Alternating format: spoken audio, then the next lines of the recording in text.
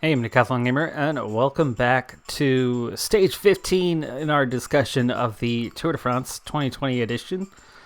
Today, we're going to be playing Blueprint Tycoon. As we do so, we're in sandbox mode, just getting started. Here's our home island, and I took just a brief look to see where things like, say, food were located, and they are all up here. So let's see if we can... Oh, all I have is wood. You need more than wood. How about vegetables? Okay, they are just wood. So I'll throw a couple of these guys in the corner here. Get some housing nearby. And I briefly played the tutorial once again to try to remind myself of how to play this game. But otherwise, I'm actually a bit of a loss on this one because it's just been so dang long since I last played this. So let's put you, say, here. Okay, we'll connect these guys up with a road. Also going to need things like a marketplace out here.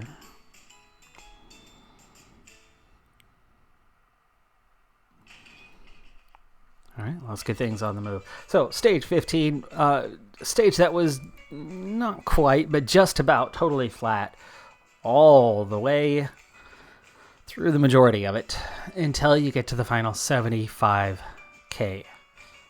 And then it becomes relentless. Category 1, followed immediately by another Category 1, very short descent in between. And then you do get 15K on the flat, but then we go right back into it with a monster final alls category climb up the Grand Columbier.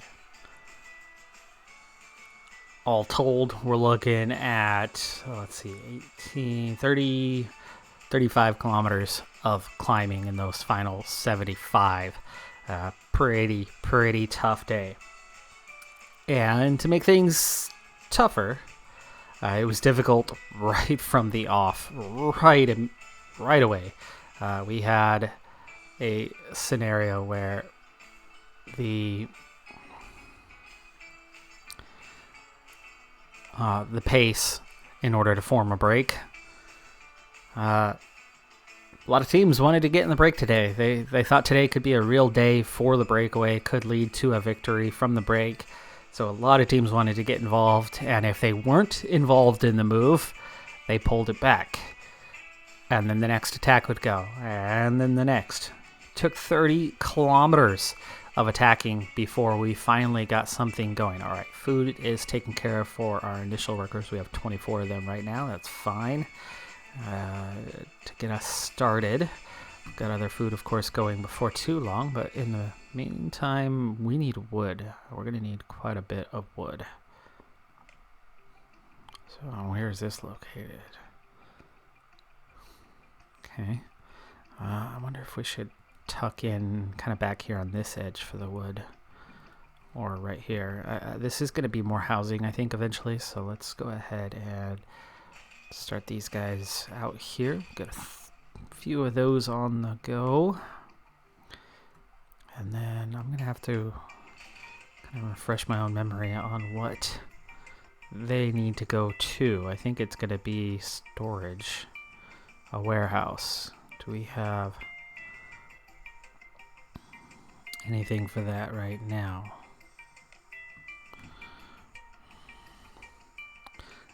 Let's go ahead and maybe put this out here near the market.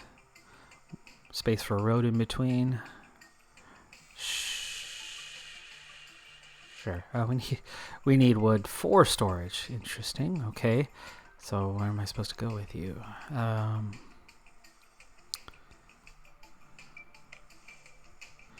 I can't put you in storage, where do you go? Do you go to market? Oh, maybe you do. No, that's food. Construction?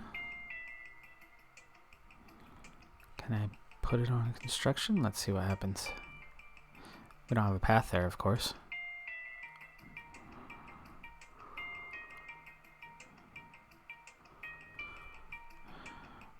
So we'll see what happens if we connect this up. I said it's been a while since I've played this game.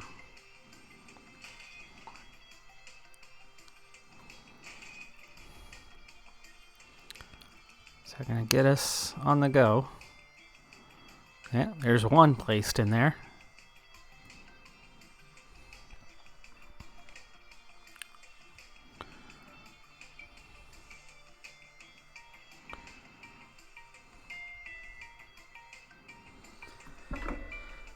All right, so after 30 kilometers of relentless attacks, one after another, finally we see a relatively strong group of 8 get a little bit of space over the pack and set a tempo that all 8 could match, where they worked really well together, rolling through. It took them still another 10 kilometers before the final attempts to join the break would end, and the peloton would finally set up a bit and let them ride. Both groups decreased their tempo just a bit, and they set us up for what is to come. Now, at this point, it's almost time for the intermediate sprint, so they really don't set up much. Sprinters very much were trying to get in this break, and it turns out a couple managed to get there. Matteo Trentin and Nicolo Bonifacio both managed to get into the 8-man break. They are joined there by 6 other riders, but 4 riders, all containing between 8 and 12 points in the KOM competition. So way behind Cosnefroid, the leader, with 36, but underway in that competition, all having spent time in the break before, those 4 being Gogol, Harada, Roland, and Geschke. Mercado and Ladenoy were the other 2 in the break, but that is what we have. Those 8 riders go on. They easily pick up the intermediate sprint. Trentin beating out Bonifacio in that sprint to get 20 points on the line. And then the break through 8th place. 9th place goes to Sam Bennett with his lead-out man once again taking 10th. And Sagan, once again, we've seen this 3 times in a row on intermediate sprints now, or at least the kind that could be contested. And Sagan with 11th. So 7 points for Bennett, 5 points for Sagan. And that was all it was going to be for the day in the points classification. So stretching his lead back out by 2 points is Sam Bennett. He's now 45 points ahead. However, Trentin, who was already in 3rd in that classification, he picked up 20, so he gained 13 on Bennett. He gained 15 on Sagan. And it's a little more of a 3-man race at this point. 269 to Bennett, 224 to Sagan, and 189 to Trentin. And of course, and this will be the only time I mention this today, if not for that 53-point swing in very controversial call by the commissaires, it would not be Bennett in green. It would be Sagan by a very small margin. It would be an 8-point lead right now. Even after the intermediate sprint, pace still never really lifted much. All right, I need to figure out what I'm going to do next here. Get those basic supplies coming and going, and what do we need to... I'm guessing it's probably iron ore, right? That's just wood and coal and stone. So we're going to need to get some of these resources coming in. So let's grab some iron ore. Looks like we're going to be going out here. Is this also going to go to construction? Yeah, I don't know. But let's get out here and set this up. Get a couple of those. Okay, coal. Same area. Let's go ahead and combine these down then. And what about stone? Just below it. Yes, let's go back here a little bit.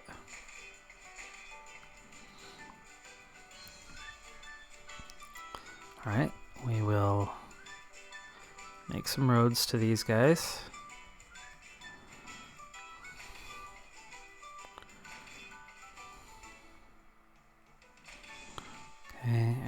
let's just link that up around the corner for good measure. Let's also grab some routes. At this point, I'm making an assumption on the construction. No, you don't want to go there. You probably want to go to storage or something. What about you? Okay, they don't match their outputs, inputs. So I'm guessing, like I said, storage. Let's see what happens if we put storage right here. Not enough workers. Okay. Easy enough to fix that.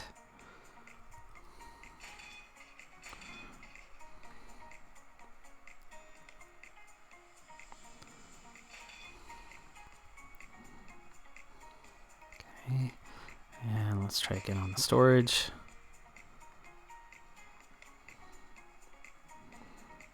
And there you go. Okay. Good there. And we're good there. I'm out of whatever this is. Money. Is that a game over kind of thing? Hopefully not. So after the intermediate sprint, pace never lifted very much. So it stayed pretty high tempo all the way until we get to the first climb. It's category 1, begins at 75 kilometers left to go in the stage. Begins gradually, and it looks like we are decreasing. Oh, reputation. I've got to start making money. Unpaid workers, that's our issue there. Okay. We've got to do something to bring in some money. I've got some supplies coming now. What are we going to do to get money? I think we're supposed to make some gold or something along those lines. Oh, hello. Supply drop. Let's go ahead and take that. Cattle are nice, but that's not going to help me. We need... Well, we don't have gold available. What are we going to do to make money? Port... No, you're just for trade. We have either the main or delivery. Let's see, contracts somewhere. Contracts. Voila. Haha. Okay, wood, stone, coal. Vegetables, wood planks, cattle.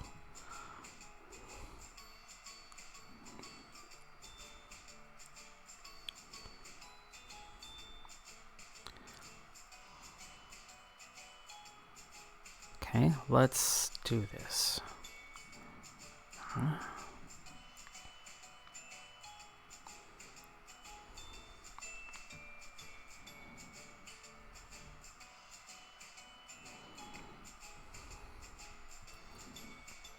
We're gonna need... Do I have the workers right now? Ooh, hello. Delivery, storage, and delivery. I like this. We still have workers, right? We have 12 available right now. These guys aren't going to have food, are they? No, they'll be fine. Let's drop 2 in right here. Make a road right there. Let's see if we can fill that contract quickly. I'm guessing if we get to 0, we're going to be out of commission on this, probably. Good. They can go straight in. Good. Okay. What is their rate? Hey, we got an achievement. I don't think achievements were active on this game last time I played this. So the climb started gradually, but it will ramp up eventually all the way to 22%. Just crazy, crazy high. Gap was at 4 minutes, 30 seconds. Group of 8 still at the front. Trentin, one of 2 CCC riders in the break, is going to lead the first half of that climb while it was more gradual. He pulls off. His CCC teammate, Simon Geshka, then attacks as soon as he pulls off. Roland and Harada go with him. Gogol, a little late, kind of missed the initial attack. He's going to pace himself and try to at least keep a manageable gap. Manageable gap to him. You can already see we're starting to make some money now. Reputation's back up, so we're good there. Just 6 workers. We'll have some other things going. Reputation, rebounding, income's good. So yeah, we're okay for now. Peloton, meanwhile, behind them at that 4.5 minutes, that gap starts coming down as Jumbo-Visma working relatively hard at the front. First, the sprinters going out the back. Cosnefroy going out the back. He's going to ride with the sprinters today. Gogol bridges the gap, but just before the top of the climb. So by the time they attack for the KOM points, Gogol's going to slip back and be in 4th place again. It's Harada who goes over the top first. Pierre Roland second. And Geshka third. That's 10 points for Harada, 8 points for Roland, 6 points for Geshka, and 4 for Gogol. Gap down to 3 minutes over the top. And the Peloton, by the time they reach the top of that first climb, down to somewhere between 30 and 40 riders already. Ineos having a really, really bad day, even by the end of that first climb. Carapaz had a crash earlier. Wasn't looking so good. He would be out pretty early on in this one. Kwiatkowski was back in the medical car for a while. He's going to struggle on this one for him. Top of that first climb, Bernal was at the back of that 30 to 40 man group. And most of their team had been dropped over that first climb. A couple guys are going to get back on by the time they get to the second climb, but they're going to be a bit more fatigued, and they're not going to last very long. On that descent, even though it wasn't very long, Gogol, by far the strongest descender of that front group of 4. So he's not only going to catch back up to those guys, but he's going to go past each of them in turn and ride away.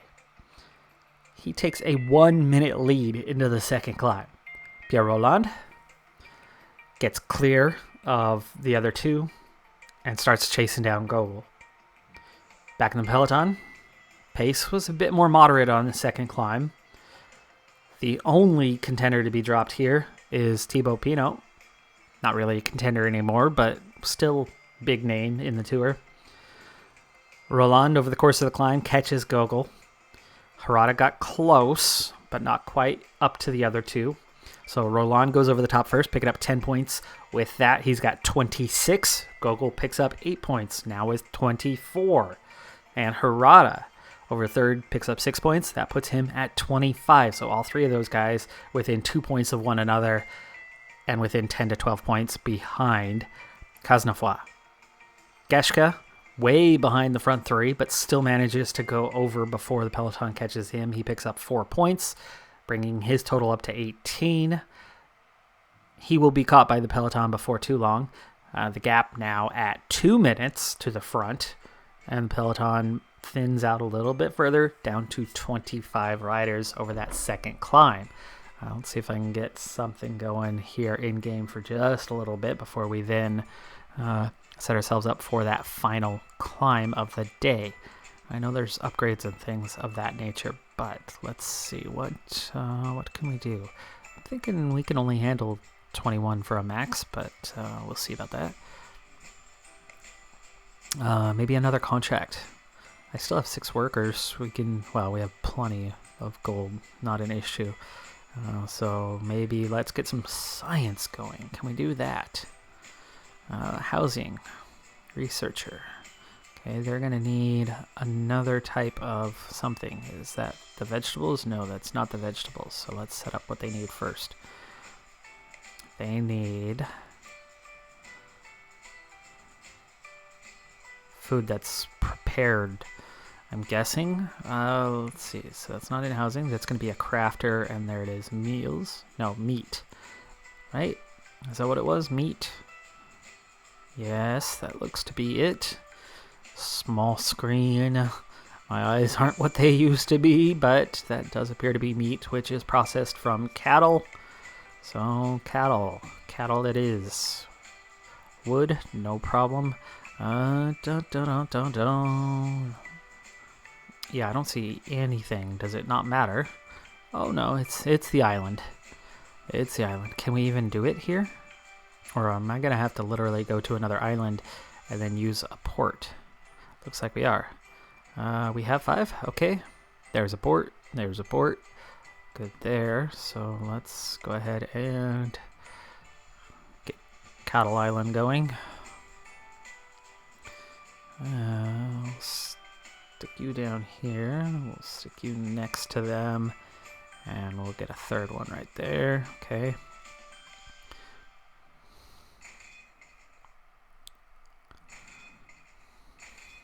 Okay. Alright, so we want to go straight to port with this probably. And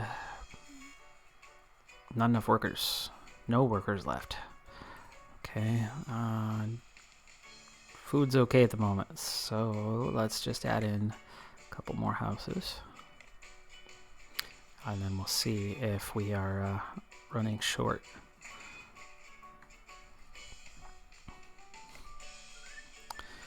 Alright, so Gogol, once again on the descent, is going to go like a madman and pull away.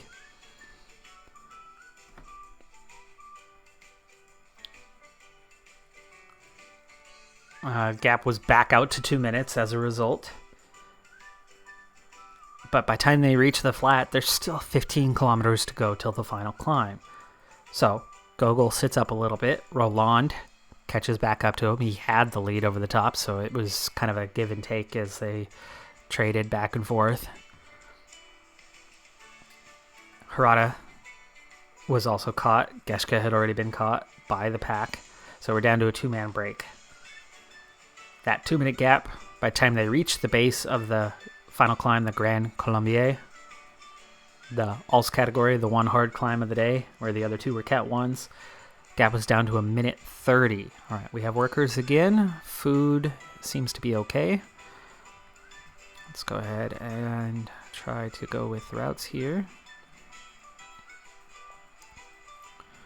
Now, port. Can I do something like this?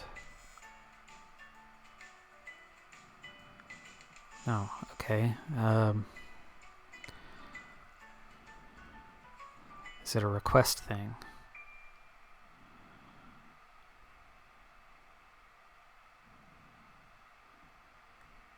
No, that's how many workers. I want cattle. Well, maybe we need to call on it from somewhere. All right, so gap with 1:30 at the base of the climb, and right at the base of the climb, Guillaume Martin. So unlucky the last few days. He was having such a fantastic tour, riding in 3rd place, and then he crashes not once but twice, and the next day loses 2.5 minutes. Of course, nothing happened yesterday, and then we come to today, and he has a mechanical right as they're starting the climb. I mean, they're 200-300 meters into the climb, and he has this mechanical. Crazy unlucky. Okay, you need input output. Well, we want to come from the port, and then what's going to happen? We want researchers. Okay, it looks like the workplace is fine. Researchers shouldn't matter, but they're going to need food, which they need that food, which is processed there. So we just need to be close to the port is all. Yeah. Close to the port. Okay, so we want...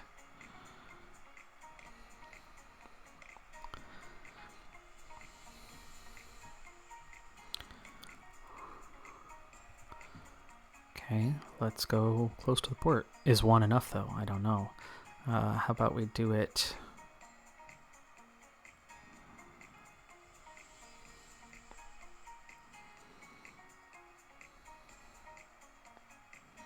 How do we want to do this? Okay, we'll put 2 of them here.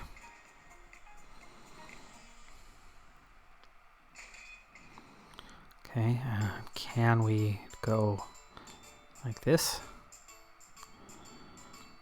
And will the port automatically take care of this?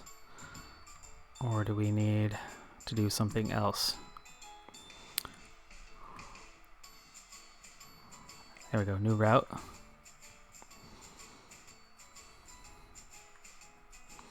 Port to port. And we want cattle. There we go. All right. I'll bring that in. And then next up, researchers. We should be able to make quite a few of these guys in this general vicinity. Let's not get too close to construction. How about we do a little series of them right about, well, how about starting down here? 2, 3, 4. That's good for now.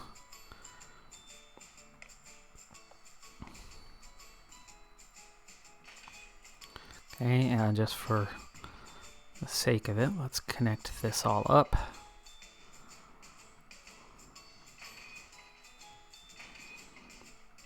There we go. All right, we need routes for these guys. What? They need food. We need another market. Is that what the case is? Yes.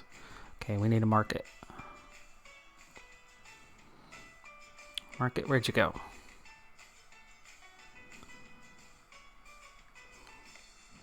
Lost the marketplace. There it is.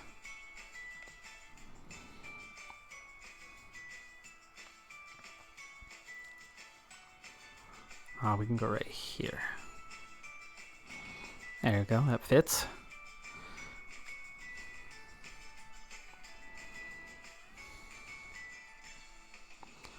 And then they'll take care of the food themselves. Perfect. So, back to this. So, Martin has a problem. He's going to take care of it pretty quick, but it's going to take Martin... He lost 30 seconds. Harada helps pull him back because he was in the peloton still.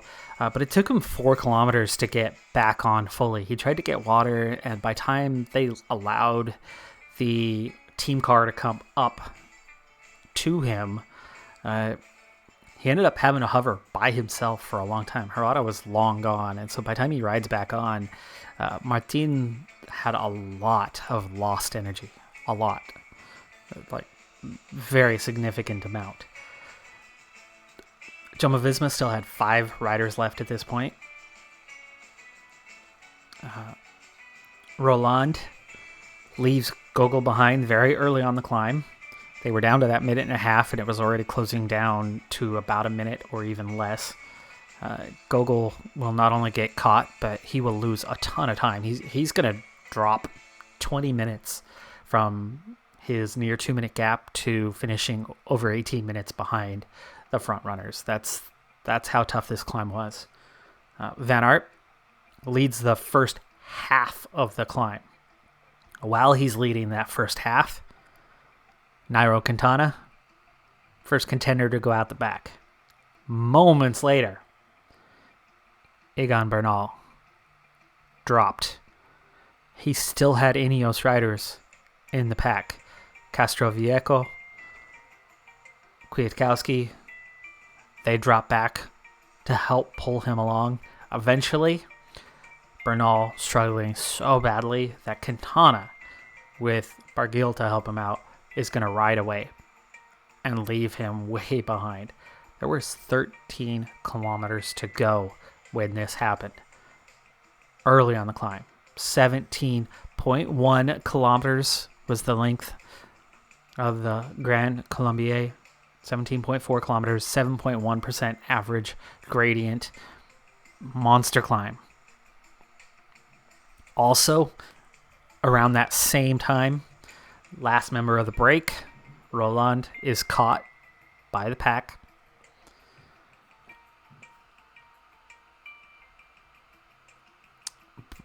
Another 4 kilometers before Van Aert finally peels off. And the peloton was very thin at this point. George Bennett ups the tempo. when he took over. He's not going to spend very long on the front, but his increase in tempo did a lot of thinning of what remained of the peloton. Martin couldn't go with it. That 4 kilometers at the base was just too much for him, and he's not able to go with it. Yates is going to attack at 7K to go. It's going to be the only attack we see up that whole climb until within the final kilometer. Yates attacks at 7K to go. He's going to get a small gap. Bennett cannot keep up with Yates, so he peels off, and Tom Dumoulin takes over. Dumoulin finally leads for more than a few hundred meters. First time, all tour. He's been given credit a couple of times for things that did nothing. I'm still not going to give him much credit, but he actually spent a good amount of time on the front, finally, starting at 7K to go. But by the time he took over at 7K, Yates didn't go anywhere. Yates was only about 4 seconds ahead. So Yates just slipped back into the group. At this point, we now have 12 riders left in the group. 12. That's what remained when Dumoulin took over.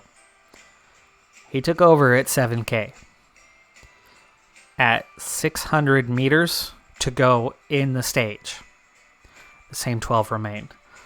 Dumoulin just doesn't have the pace on a climb. He just isn't fast enough. He is not a strong enough climber. And Jumbo-Visma is making one key mistake with their order of operations. Van Aert can run tempo for 9 kilometers up the hardest climb on this tour and drop a ton of people along the way, including 2 of the top 5 riders overall. George Bennett can't handle more than 2 kilometers. Sepp Kuss can't seem to handle more than about a kilometer or 2. And Dumoulin has now only led once more than 1 kilometer on the front. All 3 of those guys should be going before Van Aert. Van Aert is the best rider in this year's tour, in my opinion. And I think it's hands down. He is the man of this tour.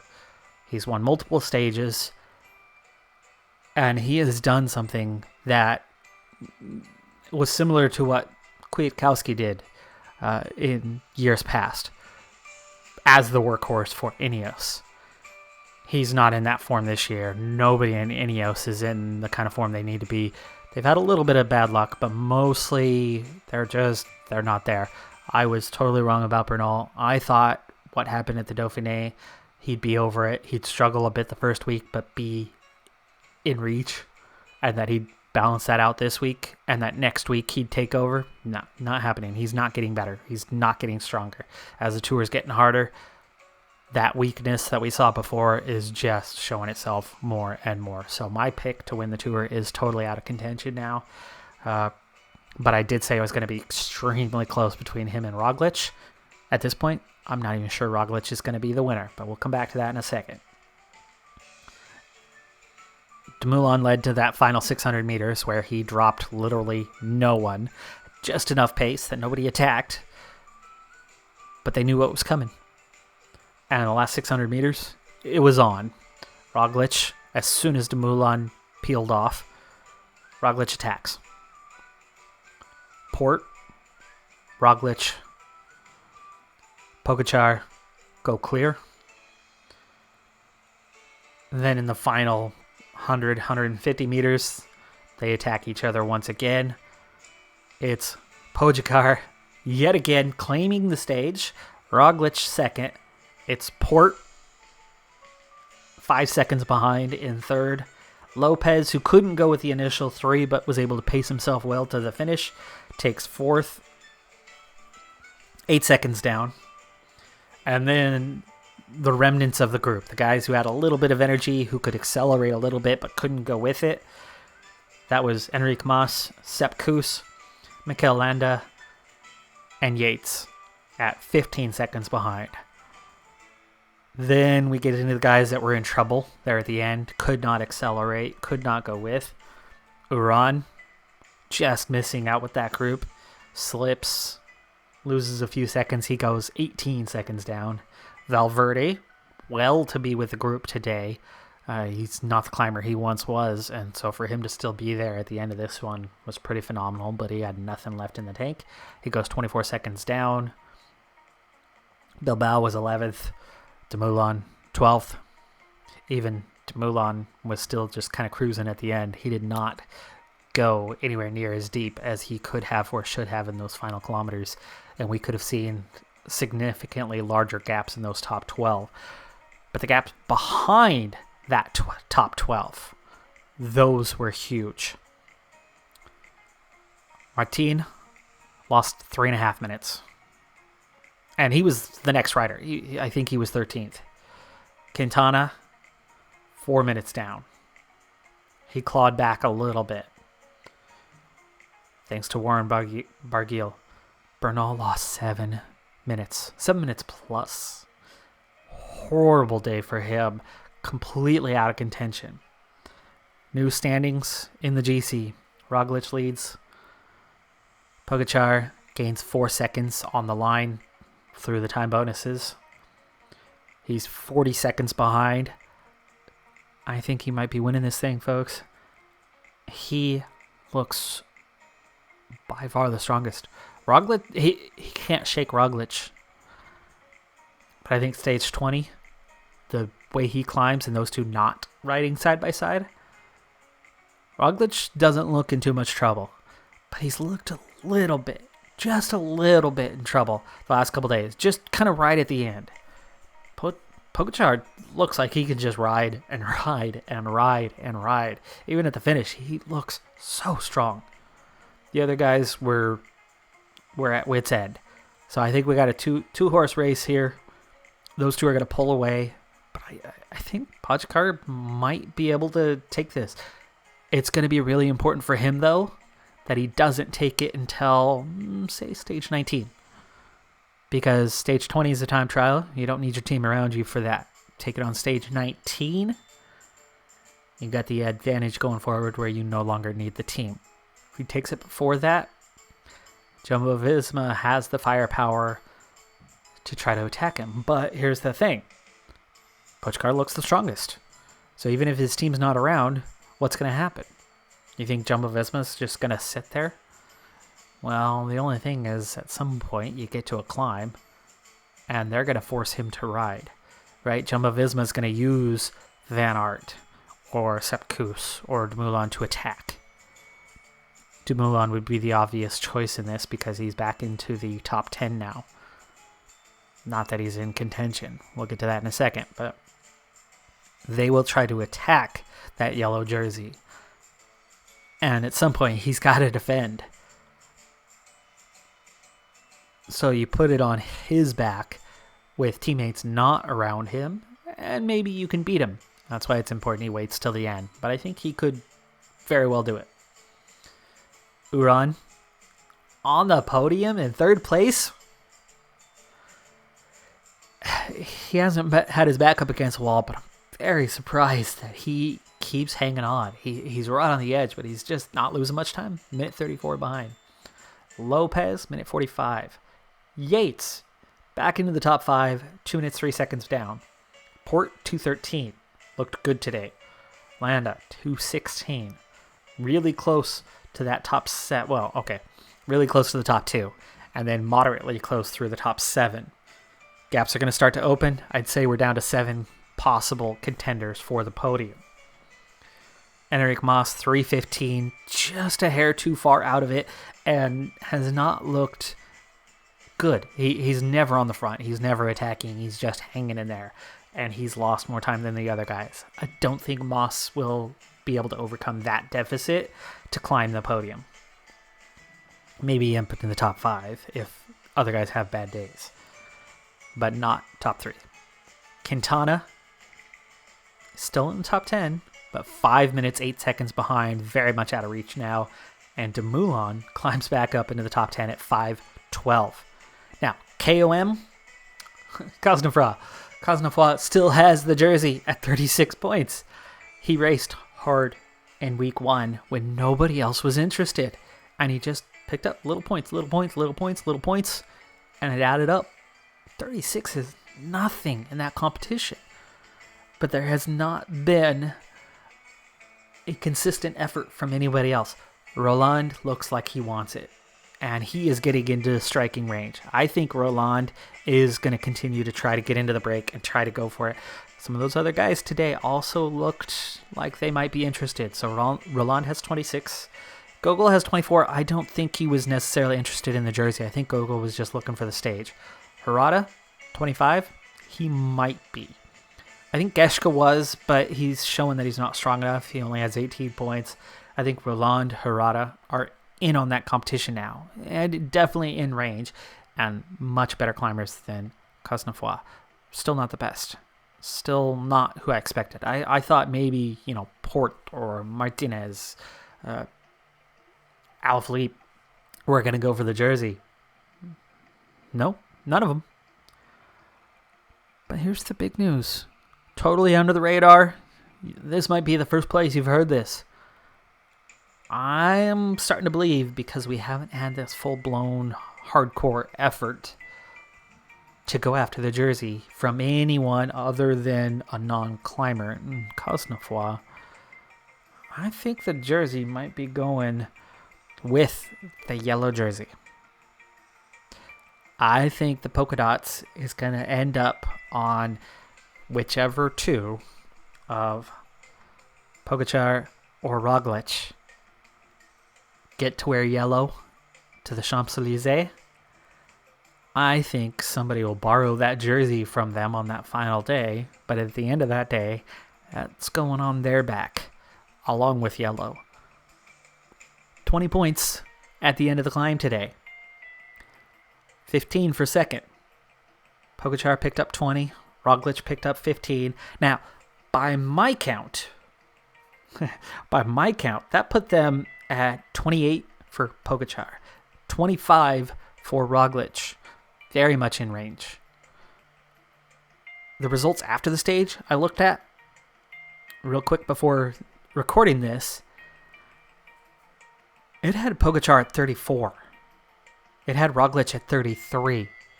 I don't know where I missed those points. I don't know where those points came from. I totally missed something. I tried to check back the earlier climbs today because the break was thinning out. I thought maybe they picked up a few points there. Nope. Van Aert got the last points on one of those climbs as he was leading the peloton. That was it. So I've missed something somewhere, or their count is off. Not sure which. Either way, whether it's 28 or 34, we're getting awfully close. And there's still some big climbs to come. And those two are clearly the best climbers in this year's tour. And they are fighting tooth and nail for the win.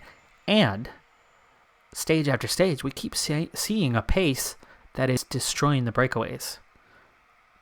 Usually, at this point in the tour, a breakaway of 12 to 20 riders gets 10 minutes up the road, battles it out. 8, 9, 10 of them finish minutes ahead of the peloton in one race, and then the GC battle happens behind that. But as close as they are, those 10 seconds, 6 seconds, 4 seconds, they're contesting that, and that's the difference. There's nothing between them except who can get over the line first. So they're picking up extra points in the KOM. That's not normal. I think it's still possible. Okay, I think it's still possible that those few better climbers, Roland, Harada, Hershey, right? Those guys, if they get into another break or two, they can overcome Cosnefroid and get over 36. Does that mean they're going to win the jersey? Maybe, maybe not. I don't think Custom Flaw is wearing that jersey in Paris. I do not think that's happening. I do think that jersey's going somewhere else. There's just too many points out there, and he cannot climb. He's literally in the Gruppetto every stage in the last 5 or 6 stages. And he was in the break the other day and was dropped immediately. I think our GC guys might end up taking it this year because there haven't been enough riders committed to it. And we got a couple guys that are starting to commit to it, but it's a little late. And with the GC battle the way it is, we're just seeing this battle go on. That's going to do it for this review special. I'm Decathlon Gamer. Thanks for tuning in. Be sure to hit that like button and do get in on the conversation in the comments below. And I'll see you next time. Have a good one. Be safe out there. And bye for now.